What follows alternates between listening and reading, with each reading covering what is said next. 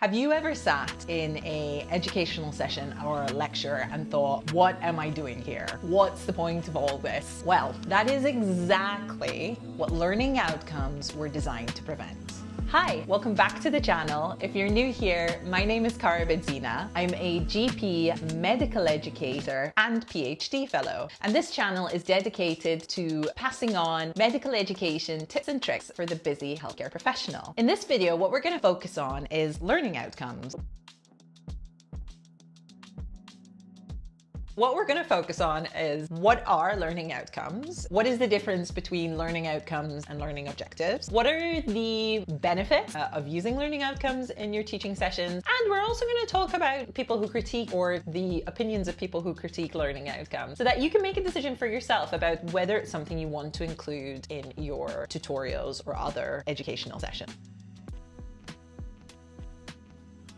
Learning outcomes are statements, specific statements, that basically describe what a student should know, understand, or be able to do after completing an educational session or course. For example, if we wanted to be meta about this, a learning outcome for this video would be, by the end of this video, the student or learner should be able to describe the difference between a learning outcome and a learning objective. Now, the thing you need to know about learning outcomes is there's a lot of huff and puff about how you write them. And this is because there is a lot of evidence that the more specific your learning outcome is, the easier it is to understand or know whether that has been achieved at the end of the session. And we could spend a whole video talking about how to write good learning outcomes, but what I'd like to do today is just focus on the sort of top level stuff and really think about, is it something that I want to consider getting good at as I move forward? Don't mind the dog, he's just scratching himself in the corner. I just let him roam around while we're filming. So you're probably wondering, what's the difference between a learning outcome versus a learning objective? Well, as we talked about earlier, a learning outcome, the key word is in outcome, basically talks about what we hope the student or learner would have achieved by the end of the session. Whereas learning objectives are more talking about how a person gets there. And the other thing that we talk about with learning outcomes versus learning objective is that learning objectives tend to be more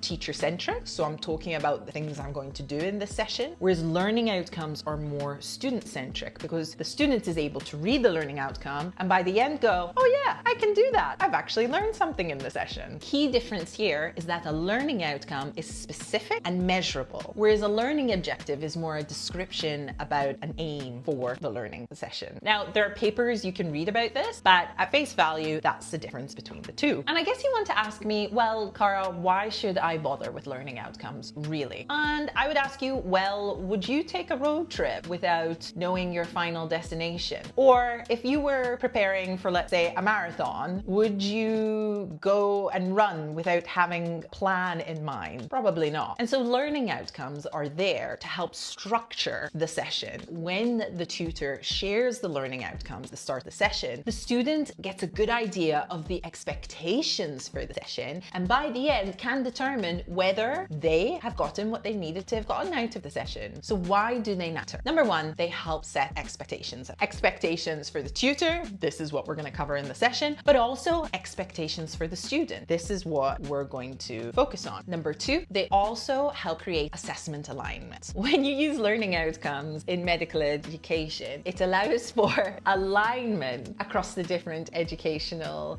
elements in the course. So you'll have your learning outcomes in the curriculum, and then in particular sessions, they will focus on different learning outcomes. And that means that the assessment at the end can align with the learning outcomes. So there's a constant thread throughout, rather than everybody on the course doing whatever they want, however they want to do it. And this comes to my third point, which is that learning outcomes allow for quality control. You've got 10 tutors focusing on a particular topic and they're teaching across hundreds of students. Without learning outcomes across the different sessions, there's going to be massive variability between what is discussed and what is learned. What learning outcomes do is they help set a standard, and they also help create reproducibility. So the idea is that same tutor is focusing on a session with multiple groups. No matter what group that goes in, they're more or less going to talk about the same thing. Now, this doesn't mean that every session is going to be perfect. That's not what I'm saying, but they're there to be a guidepost for the tutor and for the learner. So we talked about consistency, coherency, accountability, and quality assurance. So all these things are fantastic. I mean, why wouldn't you want to use learning outcomes? It means that you're completely focused. You've got a plan for what you're going to do. Now, what I want to say is that there are critics for learning outcomes, and I think it's fair play. The thing that I want to caveat here is that learning outcomes are not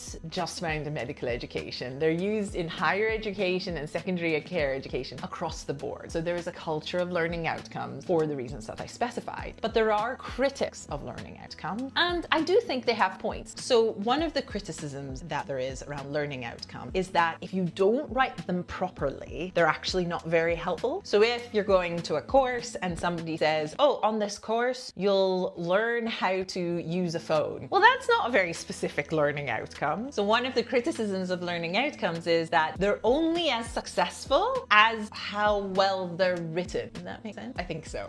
The other thing that has been talked about in the literature is that actually learning outcomes don't help to facilitate critical thinking. And I can see the point in that. If you've got learning outcomes listed and you're focused on those learning outcomes, comes a little bit of a tick box exercise. And learning outcomes lean more towards quantitative forms of assessment. So if you're doing assessment, it's much easier to focus on things that you can measure versus stuff like problem solving, creative thinking, all those things. So we've done a whirlwind chat of learning outcomes. There's lots more to talk about. There's Bloom's taxonomy. There's how to write a good learning outcome. Would you be interested in hearing more about that? And also, have I convinced you to use learning outcomes? Do you think it's a good idea? So if you've enjoyed this video or all my musings about medical education, then be sure to check out one of my other videos where I talk about feedback, small group sessions alike. And importantly, if you want to see more, be sure to hit subscribe. That's all from me today about learning outcomes, but has it piqued your interest, I wonder? I will catch you guys next time. Ciao!